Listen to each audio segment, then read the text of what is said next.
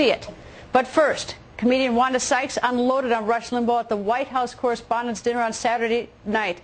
You decide if she went too far. Rush Limbaugh, one of your big critics, boy, Rush Limbaugh said he hopes this administration fails.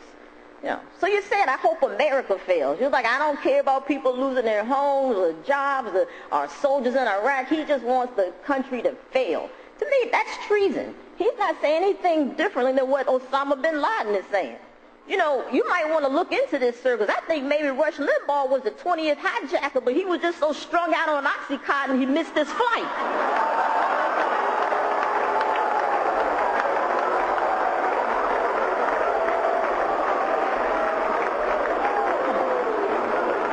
Too much?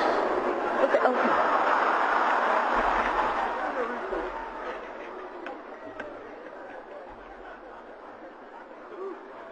But you're laughing inside. I know you're laughing inside.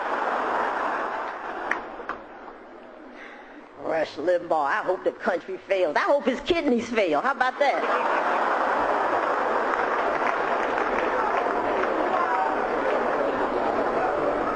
He needs a good waterboarding. That's what he needs. Obviously, everyone has been waiting for Rush Limbaugh to respond. Well, Rush has very little to say about Wanda Sykes. How can they be running a response when I didn't respond? Well, there isn't going to be a response. White House Press Secretary Robert Gibbs trying to put some distance between the White House and Wanda Sykes. What did the president think of Wanda Sykes' comment about Rush Limbaugh and the hijacker? Well, I'll leave it to the immediate past president of the White House Correspondents Association to discuss. The president, though. What did the president? No, I understand. Let me. I'll give you my full answer if you'll give me 1 second to do it. I don't know how guests get booked. That's a White House Correspondents Association thing. I think the president. I haven't talked specifically with him, but my guess is, Jeff, that I think there are a lot of topics that are better left for serious reflection rather than comedy. I think there's no doubt that 9/11 is part of that. Meanwhile, in the world of offensive humor, a CBS golf analyst is apologizing for a bad joke he made about Speaker of the House Nancy Pelosi and Senate Majority Leader Harry Reid. Writing in D Magazine, a publication out of Dallas, David Faherty wrote, "If you gave any U.S. soldier a gun with 2 bullets in it, and he found himself in an elevator with Nancy Pelosi, Harry Reid, and Osama bin Laden, there's a good chance that Nancy Pelosi would get shot twice, and Harry Reid and bin Laden would be strangled to death." Faherty later apologized to Speaker Pelosi and Senator Reid. And moments ago, Rove went on the record about those stories and much more. Big controversy in Washington over the weekend. Wanda Sykes, who was the comedian at the White House Correspondents' Dinner, blasting many people, including Rush Limbaugh. Many people say she went way over the line with Rush Limbaugh. And then we've got this CBS golf analyst who took some pretty wicked, I shouldn't use the word shots, I can't think of the right word, but said some pretty wicked things about Speaker of the House Nancy Pelosi. What do you think about these two events? Well, I think both of them went over the line, wishing death on anybody and doing so in a serious tone of voice. And the personal assaults that the comedian made at the White House Correspondents' Dinner was pretty remarkable. I appreciated that the golf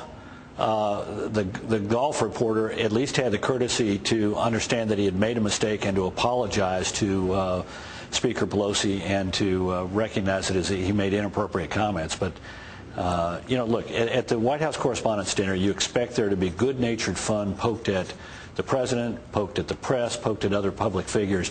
But these were nasty, vicious, mean, ugly comments and had no place at the dinner. You know, it's sort of interesting. I sort of think once in a while, I mean, I like good comedy, I like good humor, but I sort of once in a while wish that some of these people, whether it's journalists or comedians, would walk in the shoes of these politicians on either side of the aisle, because these are tough jobs, whether you agree with them or not. It's not always fun. I think that's right. And look, imagine you're the President of the United States, whether it's this president or his predecessors, you have to go to these dinners, and there are several of them. There's the White House Correspondents' Dinner, there's the Radio TV Dinner, there's the Gridiron Club, there's the Alfalfa Club. You have to go to these dinners, take a night off, take a night away from your home and take a night away from work in order to go and have yourself belittled. And so that's fine. It's part of the good-natured fun of Washington. But I've noticed that the media never gets, it has a thin skin about these kind of comments. And I also noticed that virtually 9 out of 10 times, the inappropriate humor is from a left-winger criticizing a conservative, as we saw on Saturday night with the White House Correspondents' Dinner. I repeat, these were mean, vicious, nasty comments. And, I know the president didn't chortle at them or laugh out loud, but he seemed to be wryly amused by them, and I thought that was inappropriate as well. Well, maybe the members of Congress, members of the Senate should have their own dinners and roast us. Maybe they should make some effort to sort of get even with us sometime and bring in comedians, but they don't do that. That might be a good suggestion. No, they wouldn't do that ever because they understand that journalists would keep a grudge. The thinnest skinned people I know in Washington are not the politicians, they're the journalists. The comment against Rush Limbaugh, he's not a politician, but he's a tough guy. He can take that one. I bet that for some reason I bet that Rush sort of enjoyed that he matters that much that he gets hit like that. Yeah, look, he's a tough-skinned guy, and he's going to ignore it. But look, that's not the point. The point is that the comedian added to a coarseness of our political culture that's unattractive. Those kind of things should not be said about anybody, even if they do have a tough skin and ignore them and can laugh them off. It just shows a coarseness and a bias and a meanness that is unattractive in American politics. All right, switch gears. Former Vice President Dick Cheney, over the weekend and the last couple of weeks, has been talking about how under the new administration that, I don't mean to put words in his mouth, but I guess I'm going to do so now, is that we're at greater risk under the new administration than the old administration. How do we know that? Because he understands intimately the kinds of changes that have been made and how these are going to affect our ability to collect actionable intelligence that allows us to break up these plots before they are launched. And I frankly agree with the Vice President on this. I think Vice President Cheney has made a reasoned, thoughtful series of observations about how doing things. Well, let me give you just one example.